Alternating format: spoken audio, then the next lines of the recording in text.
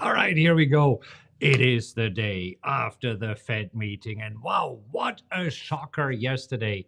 The Fed reduced interest rates by half a percentage point. Kind of surprising, and markets at first didn't know what to think about it. But then today, fireworks in the market, however, not for all sectors. So, what happened yesterday? What did Powell say? What sectors are rallying right now? What sectors are staying behind? All of this in the next 15 or 20 minutes, however long it takes us to dissect everything that happened yesterday. And with that said, welcome to Coffee with Markus and Mark. It is today, Thursday, September 19th. And in this show, we are going to talk to you about what's happening in the markets and how we are trading it. Mark, it's so good to be back. Nice to have you back, Marcus. Yeah, and I mean, yesterday I grabbed some popcorn and I listened to Powell and wanted to know what is going on there. And I mean, let's jump to a 5 minute chart of the S&P 500 first and take a look at yesterday's 5 minute chart to see what happened. I mean, look at this. We knew that there would be some movement and interest in what the Fed had to say, and they did cut rates. Now, I had it wrong. I thought that the Fed would cut rates by a quarter point. I didn't think they needed to go the full half point. And they decided to cut rates by a half point. And at first, investors thought this was absolutely fantastic. Almost instantly, S&P rallied about 1% higher.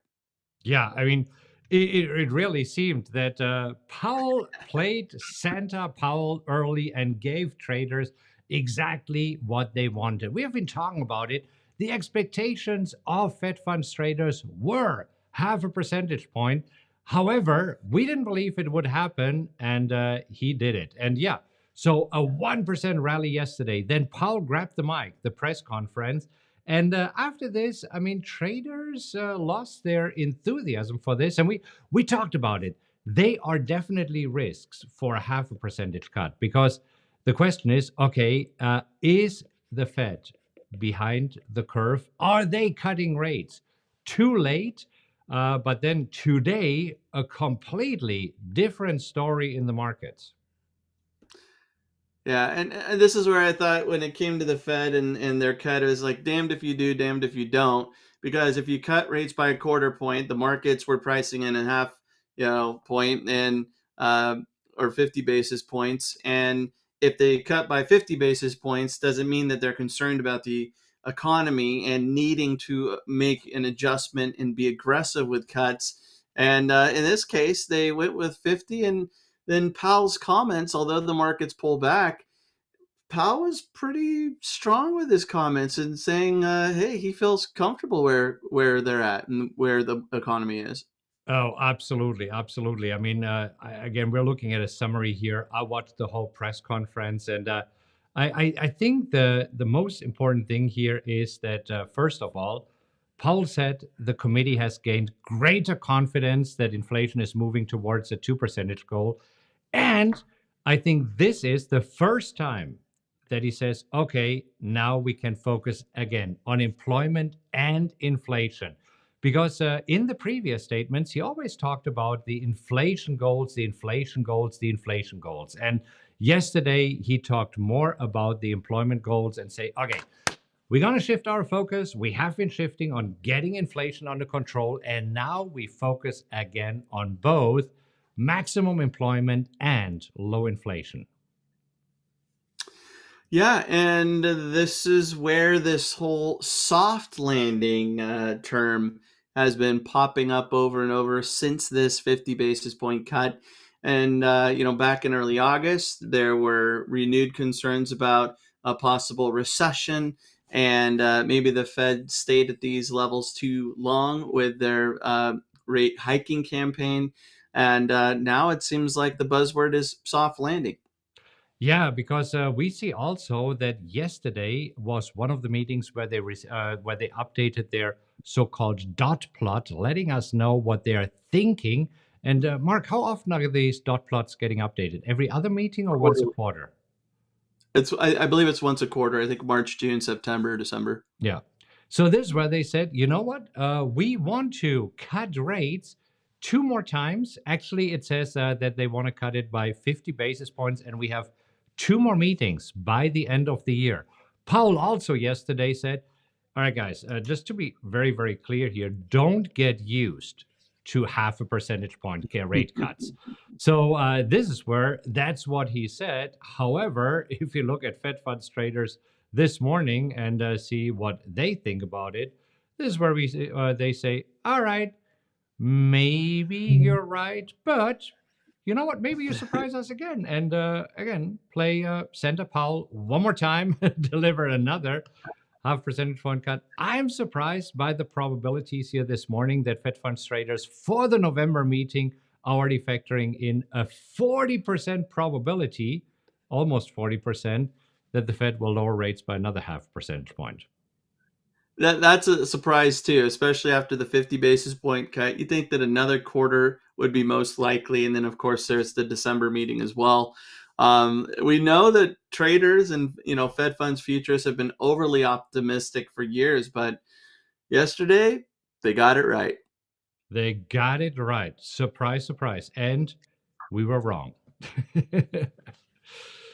So here we see the probabilities by the end of the year. So we have two more meetings, as you said. We have a November meeting, we have a December meeting. Right now, traders are actually expecting that the Fed will lower interest rates by 3/4 of a percentage point, even though they said yesterday we're planning half a percentage point. So we'll see who's right, traders versus the Fed. And normally it's the Fed that wins. Yeah. It was also interesting to see that there was actually Fed Governor Michelle Baumann who said no, a quarter percentage point would be sufficient. And this is the first time since 2005 that a Fed governor said, okay, I'm against what you guys are doing. So there was an official, I mean, we'll see it more in the meeting minutes that are being released in a couple of weeks. But I mean, there was really this one Fed governor, Michelle Baumann, who said, nope, I disagree. Big deal. First time since 2005. So that's in what, 9 years? Interesting. Interesting. All right, let's hop over and take a look at the heat map. And we see the sectors that are loving it today is the tech sector. We see Nvidia up 5%. Broadcom up 3.48%, Apple up 3.5%, Meta up, Google up, Tesla up 6%. We see that the financial sector, well, banks are loving it. So up JP Morgan 1.4%, Wells Fargo up 2.6%, Bank of America up 2.5%. However, Visa and MasterCard, they are down today. Interesting.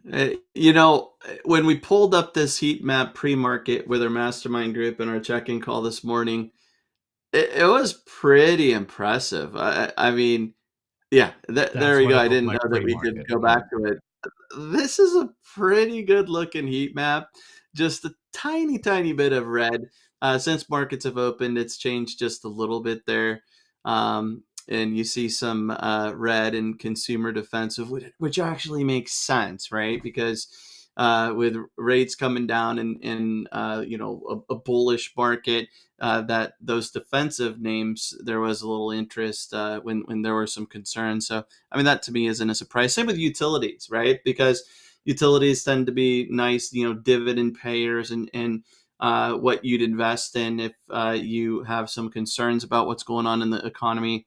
But instead, all of the money, it looks like, going into tech, going back into those big names, Magnificent Seven, and it's let's be a buyer. Let's take some risk. That's what the markets are saying. That's what it looks like right now. Looking at the S&P, we open higher. We're pulling back a little bit, then making new all-time highs in the S&P, new all-time highs in the Dow. And the NASDAQ is finally going over its little hump there, the little August hump where it stopped and is trying to play catch up here and also make new all-time highs. Still, I think we're a few days or even weeks away from the NASDAQ making new all-time highs. Yeah, I'm with you there. And Dow and S&P making record highs. but Nasdaq a little bit of a ways to go. Yeah. Playing catch up today, however. All right, let's take a look at the economic calendar because this is where we got more news today. And the economic calendar, the news that we saw this morning, kind of supporting what Powell was saying. So unemployment claims coming in lower than expected. And again, huge disclaimer, these are the weekly unemployment claims. Didn't used to be a red flag report, but now it is since we are paying attention. But I mean, in the previous months, 231,000, expected 213, coming in lower than expected. The Philly Fed Manufacturing Index coming in much higher than expected. So that's kind of supporting what Powell said yesterday. And I believe this is why also the markets are still excited today. Yeah, and this number is the lowest that we've seen since May 18th, so that's pretty impressive. And it sounds like the previous week was revised upward a little bit, but lower than the previous week. So I mean, this is going hand in hand with what Powell was saying, and basically, hey, things are looking good. We're okay with a half point cut rather than this big weakness and big concern over jobs. Yeah. Not much on the economic calendar yesterday. Of course, we now have FOMC members allowed to speak again. There's a blackout period of 2 weeks leading into the meeting, so everybody had to be hush hush and quiet. And we see that tomorrow we have Fed member Harker speaking. Usually we see a bunch of them speaking next week, and sure enough, we have Collins speaking, Kugler speaking, Williams speaking, Barr. I mean, all of them. And then next week, this is super interesting. The core PCE price index, that is the Fed's favorite inflation gauge for August, will be released. And I think I heard Powell say yesterday that this will come out much better than expected, and which would be surprising. I mean, he shouldn't have a sneak peek into the core PCE, but it sounded during his press conference that he says, "Oh yeah, the price index for August is looking really good." I think that he even said it was at 2.5%, where previously it was at 2.9%. And again, this is where he could have referred to a different price index, but we know that this is the Fed's favorite inflation gauge. This is typically what the Fed is referring to when they say price index and inflation. Exactly. So a big number just to see if we continue this trend or if there is a pop that it's unexpected. And we'll have to wait. All right. Finally, looking at the earnings calendar, we have FedEx reporting today after the bell, and this could affect our UPS position. So let's see what's happening. Talking about positions, you ready to look at our open positions? Yeah, let's do it. Let's do it. WTF with this rally. No new open signals. We do have 2 open signals, and I mean, right now, both of them are below their entry. Again, Colgate, how do you pronounce this? Colgate Palmolive? Colgate, Palmolive? Colgate Palmolive. Palmolive? Okay. Whatever. So slightly lower. We entered at 104.23. Right now, trading $2 below, so approximately 2% lower. And as said, it's the consumer staples, usually the good dividend payers, that are getting a little bit punished today because excitement goes back into the Nasdaq and tech stocks, growth stocks that will benefit from lower borrowing rates. Yeah. Pretty much the same for Altria Group, MO. This is a huge dividend payer, 8% dividend payer.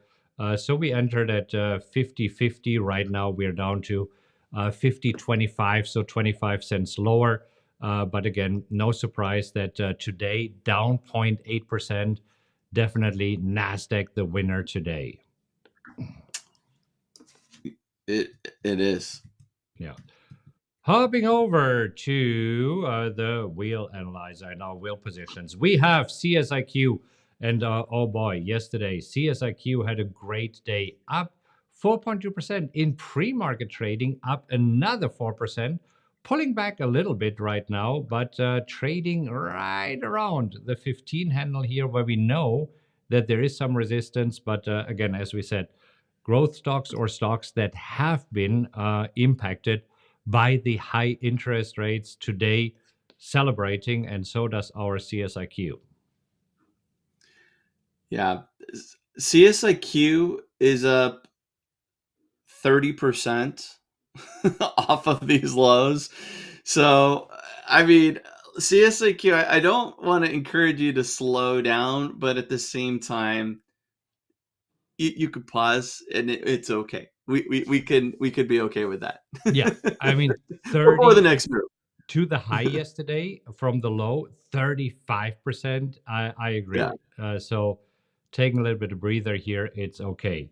BP, British Petroleum, one of the stocks that you're in, having a great day today, up 2.2%. Yeah, nice to see this trading at session highs right now. Looking good. Still need this to move a little bit higher. Hoping we get that gap fill and we could just move right on up to my cost basis, which 34.50 is All where I right. originally got assigned. And then HAL, also Halliburton today. HAL having a good day, up 2.3%, still a little bit below our break even as well as our cost basis. So this has ways to go. But I mean, talk about V-shaped recoveries in both BP and HAL, Halliburton. I'll take it. So keep moving higher. Probably next stop will be this range, somewhere between 31 and 32. This is where I think that HAL might hang out for a little bit before making the next push higher. Yeah, it needs to move a little bit. And I mean, all of this is tied to crude oil. Crude oil up 1.5%, but I think crude oil has a little more room to move to the upside, especially if there are positive economic uh, factors driving it higher. Yeah. And then Coles at first looking good today this morning, opening higher this morning, actually opening at 1950. I was looking to sell calls against my existing position at 2150. Right now, pulling back a little bit, down half a percentage point. So right now, not enough premium for me to sell calls against my existing position. And I'll just wait. I like the range here. I want to see that we are moving again, pushing towards 20, maybe 20 and a half. That's when I should be able to sell calls. But really nice range here between 20 and 20 and a half, or 19, sorry, 19 and 20 and a half. So time to break out of this one. Next up, Mark, and also Mark this morning starting strong at 180.90, moving up as high as 119.20. I have an existing position at 120. This morning I was looking to sell calls, didn't see a lot of premium. We have pulled back ever since. So right now down 0.8%. Again, no surprise here. Pretty decent dividend pay up here with 2.6%. And this is where pulling back a little bit today, since definitely the tech stocks are favored today, as we can see. Whoa, Nvidia up now 5%. Tech is definitely up and away. And so the good old consumer staples, and here even Merck, what do we have? Healthcare, drug manufacturers, a little bit behind today. Leaving in the dust.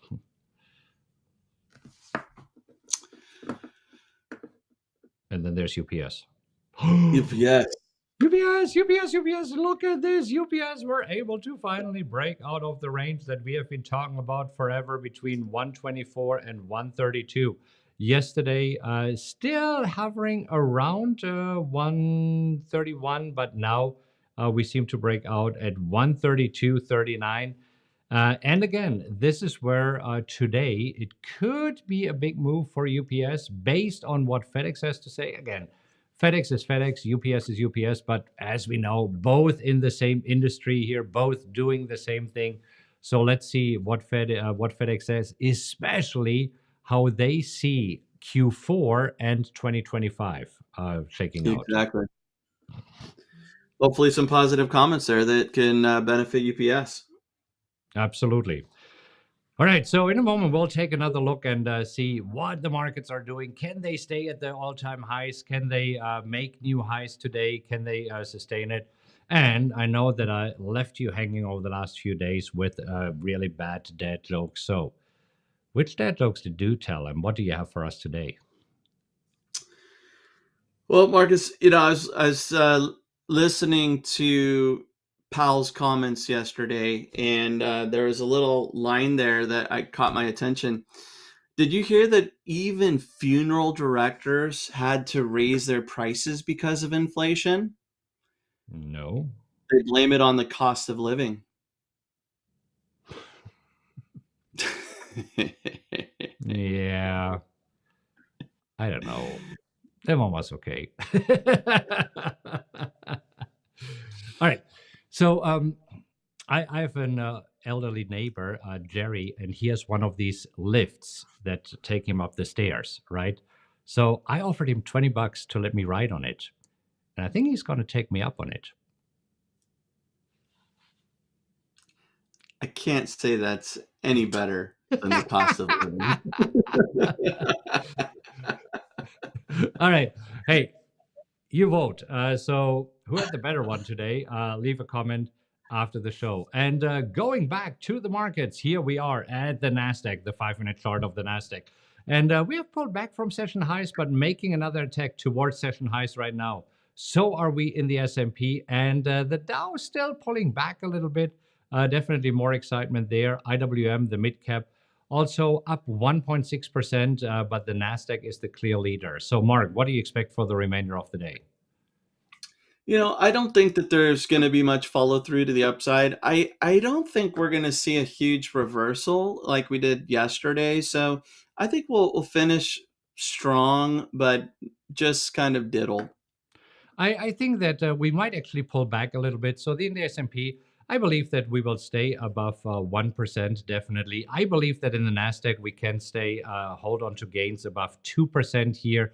But I feel that this rally for now is paused, and that we might actually pull back until we see a little bit more impulses. I think all of the news that we got yesterday from Powell is factored into what we are seeing right now. Agreed. Anyhow, you never know, and this is why you want to make sure that you tune in again tomorrow when we show you where we ended today, where we ended the week, and what to expect going into the next week. If you enjoyed today's show, do us a favor and give us a like. Really appreciate your likes. If you feel that this was good information worth sharing, there's a share button right underneath the video. Please push it, share it wherever you want, with whomever you want. And with that said, we'll see you again tomorrow. Have a great rest of your day. Happy trading, everybody.